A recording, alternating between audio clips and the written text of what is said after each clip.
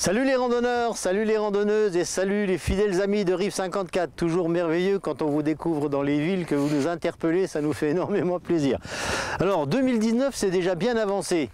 Souvenez-vous, tout en début d'année, nous étions partis de Villers-Cloix, à proximité de Montmédy, sur le confluent de la Chière et de la vallée de l'Autun. Alors dans mon dos, la petite commune de Grand-Failly que nous avions traversée à un moment donné, et puis ici Saint-Laurent. Saint-Laurent-sur-Autun. Alors, on s'était arrêté à Saint-Laurent-sur-Autun simplement parce que la nuit était noire. Les randonneurs du PIO, dont je fais partie depuis 2001, est une année charnière pour nous. En effet, c'est le 29 juin 1999 que le club s'est créé et c'est donc dans quelques mois son 20e anniversaire. Et ça nous indique exactement un nombre important de kilomètres parcourus, tant en France qu'à l'étranger, en Autriche, en Corse, etc. C'est pour vous dire qu'à travers l'œil de la caméra de mon ami Romain, qui est devant moi, ah non, il est derrière sa caméra. Alors, depuis 2007, pas moins de 192 émissions ont été réalisées. Toutes les découvertes, les sentiers balisés, l'architecture dans les grandes villes et en campagne ont pu être réalisées grâce à notre club, mais nous les connaissons presque toutes parce que nous les avons parcourues, nous les avons programmées, ce qui offre une très large vision de notre magnifique région au cœur de l'Europe. Tu me suis Romain, on remonte la source de l'Autun, ce qui est pour ce matin le fil conducteur de notre émission. Dans mon dos, la vallée de l'Autun, donc de Saint-Laurent, qui se dirige vers le petit village qui est derrière nous, qui s'appelle Sorbet. Nous allons y aller, bien entendu, et puis vous faire découvrir cette vallée de l'Autun qui serpente à travers toutes les prairies, les petites collines, etc., etc. Et nous remonterons, nous essayerons de remonter jusqu'à sa source. On va la trouver, t'inquiète pas, Romain. On a donc gagné le petit village de Sorbet que l'on va atteindre dans quelques moments. Et pourquoi je vous ai emmené ici? C'est un endroit qu'on appelle la Cricaille. Alors la Cricaille, c'est une butte, et vous voyez en dessous de nous, donc dans le fond là-bas, c'est Saint-Laurent, d'où on vient, et puis maintenant en bas, c'est la vallée de l'Autun. Alors, en haut de la Cricaille, donc on voit déjà donc, cette vallée de l'Autun. Regardez, avec les pluies qu'il y a eu dernièrement dans le courant de la semaine, vous voyez que l'Autun, il a quand même pris un peu d'ampleur. Derrière nous, donc le village de Sorbet, et je vous ai emmené ici simplement. Regardez devant vous, vous avez, en partant de Sorbet, on traverse l'Autun au niveau d'un petit pont sur lequel on va passer maintenant. En bas, vous avez un chemin, vous longez tous ces bois là et vous rejoignez Saint-Laurent. Et vous revenez par-dessus sur la plaine. C'est un parcours d'environ une dizaine de kilomètres. Et je pense que c'est un beau coin, surtout au printemps. Quand les violettes commencent à pousser et les primes verts, merveilleux. Je vous le conseille. Hein. Et puis c'est bien parce que même les familles peuvent venir avec leurs enfants, il n'y a aucun souci de ce côté-là. Alors au niveau de cette côte de la Cricaille, on retrouve des petites maisons hein, qui sont à l'intérieur des sapins. Il y a une grosse maison, il y a des gens qui y habitent, ils ont même des petites dépendances de façon à avoir des panneaux solaires pour l'électricité. Donc c'est joli, il y a une belle vue d'ici.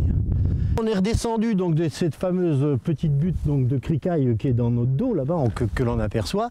Et on est aussi au niveau du pont de bois. Alors pourquoi? C'est ce chemin qui nous permet de traverser l'Autun.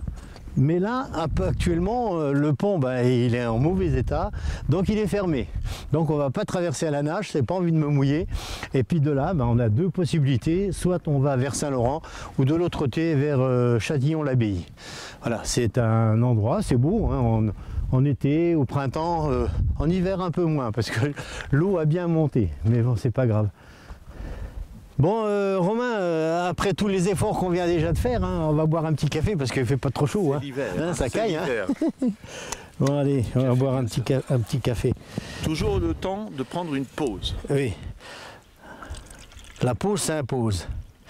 T'as même du sucre, hein, mon gamin. Vous êtes bien aimable, jeune homme. Je vous en prie.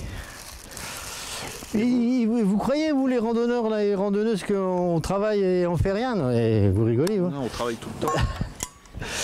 Bon, mon Gérard. Allez, santé, ça va faire du bien. Hein. Ouais. Quand même à faire en hiver, moi je trouve la balade, hein, franchement. C'est pas mal, hein. Ouais. Si tu as du café chaud. Si tu n'as pas de café chaud, c'est pas, bon. c'est pas bon. Il y a des petites madeleines aussi, si tu veux. On peut en manger une, hein, quand même. Bon, bah voilà, alors on va te dire au revoir pendant 2 minutes, on prend le petit café puis on continue. Voilà, et on va continuer, hein, parce qu'on n'est pas arrivé. Hein. Là, on n'est qu'au niveau de Sorbet. À tout à l'heure. À tout à l'heure. En quittant donc Sorbet, ce que l'on peut dire de ce petit village meusien, parce qu'on est tout près quand même de la Meurthe-et-Moselle, mais on est déjà en Meuse, et c'est qu'il y a une magnifique église à visiter, hein, elle est jolie, un château qui est dans le bouquet d'arbres là, c'est un château qui appartient à un particulier, donc pas visitable. Et puis cette petite vallée de l'Autun qui continue et que l'on va remonter maintenant en direction de Châtillon-l'Abbaye. On vient donc, en quittant Sorbet, d'arriver à Châtillon-l'Abbaye, qui est à peu près 1,5 km de Sorbet. Ce petit hameau dépend de la commune de Pilon, bien entendu. Et ici, derrière nous, c'était une ancienne abbaye du XIIe siècle, qui a été détruite à la Révolution, pardon. Attendez voir que je ne dise pas de bêtises. Au XVIIIe siècle, fin XVIIIe siècle, elle a été détruite. Maintenant, c'est une ferme appartenant à un particulier. D'ailleurs, vous voyez, il y a encore des animaux qui sont dans les parcs, parce que malgré qu'on est en janvier, le temps est relativement doux, il y a peut-être un petit peu d'herbe à manger, on ne sait pas. Il faut savoir aussi que dans cette abbaye, hein, qui appartenait aux moines de l'abbaye d'Orval, il existait de 1924 à 1928 une fromagerie qui faisait des camemberts très réputés puisqu'ils étaient livrés jusque dans la région parisienne. Et malheureusement, en 1928, la fromagerie a brûlé, elle n'a plus jamais été reconstruite. Voilà. Donc maintenant, nous allons nous diriger, après être passé à Châtillon-l'Abbaye, en direction de Duzé.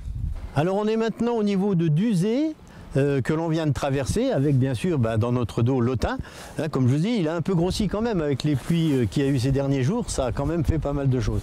Et ce que l'on peut dire de la petite commune de Duzé, quand vous passez sur la route de Longuillon vers Spincourt, vous apercevez une pancarte canon de 380 mm.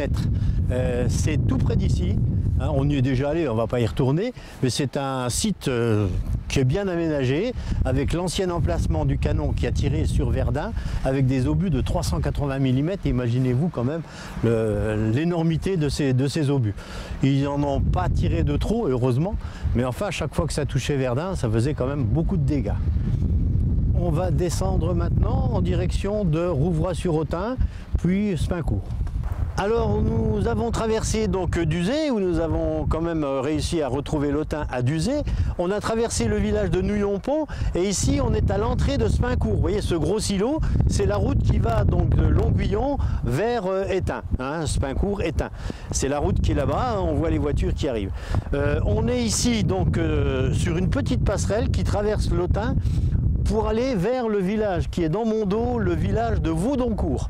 Le village de Vaudoncourt, après Vaudoncourt, vous allez à Billy-sur-Mangienne, etc., etc. C'est une autre vallée. Nous, ce qui nous intéresse, c'est de remonter donc ce cours de l'Autun. Je n'ai pas précisé, il fait quand même 67 km. Il y a à peu près un mois, on était parti du confluent, je l'ai déjà dit ce matin, du confluent du côté de Montmédy, et maintenant on remonte vers Aix-à-Beaucourt, où normalement on devait trouver la source de l'Autun.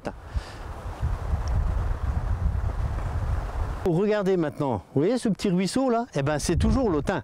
Et on va en direction de Houdelocourt qui est un peu plus loin, Houdelocourt sur Autun. Il nous restera 3 ou 4 villages avant d'arriver à sa source que l'on devait trouver sur le plateau d'Ozerail. On espère qu'on va la trouver, on verra bien. Mais déjà là, il a un peu maigri l'Autun. Hein. On vient juste d'arriver, donc après avoir fait quand même pas mal de petits patelins. Très difficile à trouver, je peux vous garantir, c'est un petit peu difficile dans cette région. On est aussi au niveau de Abocourt. Et puis sur la route, eh ben, on a trouvé cette petite chapelle, mais bon, elle est vraiment dans un piteux état. Les statues sont décapitées. On est remonté vers le petit village de Fléville, on est arrivé au village de Ozerail et on est ici sur le plateau d'Ozerail. Et c'est de là que le petit Autun prend sa source, sur le plateau d'Ozerail. On ne va pas monter jusqu'à la source parce que c'est humide, il commence à pleuvoir, donc ça ne serait pas agréable. Mais je pense qu'on vous a fait quand même découvrir un endroit assez difficile à trouver de la région entre la Meurthe-et-Moselle et la Meuse.